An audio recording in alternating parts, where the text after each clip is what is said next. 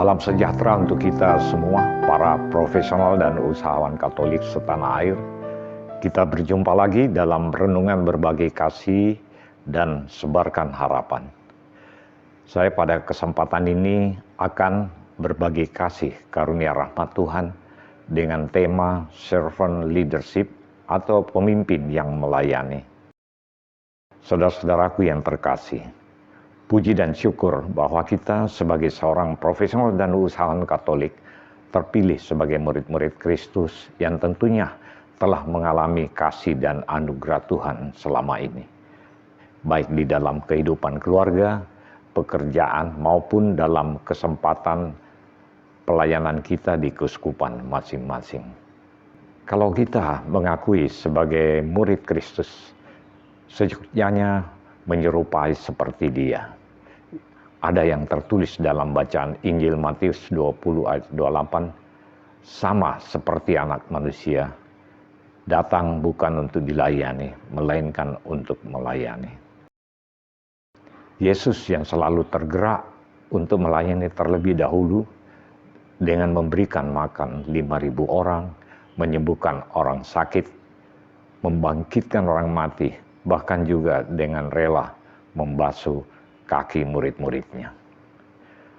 Di dalam Injil Lukas 12 ayat 48 juga tertulis, barang siapa diberi banyak daripadanya akan banyak dituntut, dan orang yang dipercaya dengan banyak hal lebih banyak lagi akan diminta daripadanya. Tetapi masih banyak juga orang dengan berbagai alasan untuk belum bersedia melayani, bahkan meninggalkan pelayanannya oleh karena alasan kesibukan sehari-hari begitu padat, apalagi ketika ada kendala dalam usahanya, di dalam keluarga, merasa tidak ada kedamaian, terpuruk karena belum menemukan titik terang. Saudara-saudaraku yang terkasih, kalau ini terjadi, jangan ragu untuk tetap mengasihi Tuhan dan melayani Dia. Walaupun kehidupan kita sendiri tidaklah terlalu mulus menurut ukuran dunia, kita harus tetap percaya jika kita selalu berjalan bersama Tuhan di dalam kehidupan ini, maka Ia sebagai Juru Selamat akan memampukan kita untuk melihat sesuatunya terjadi di dalam kehidupan kita dengan hidup damai sejahtera. Saudara-saudaraku yang terkasih, kita menjadi pelayan dan saksi Kristus harus setia dan bertanggung jawab.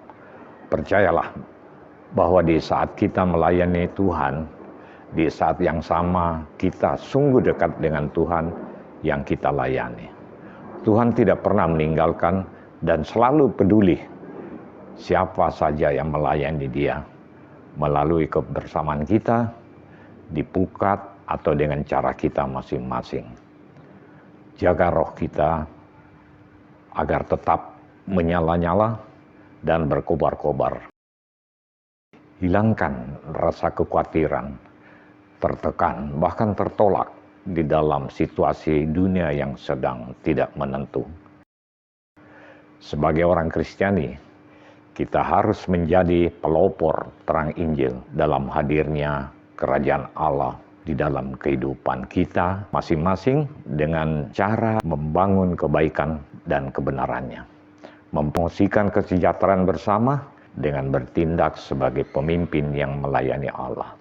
Saya yakin kita semua orang-orang yang terpilih yang berkehendak baik. Mari kita secara bersama-sama dengan setia melayani Tuhan melalui waktu dan tenaga, pikiran, bahkan materi untuk mendukung gereja di dalam kehidupan bermasyarakat dengan melalui peduli pendidikan, pemberdayaan umat, bahkan sarana prasarana.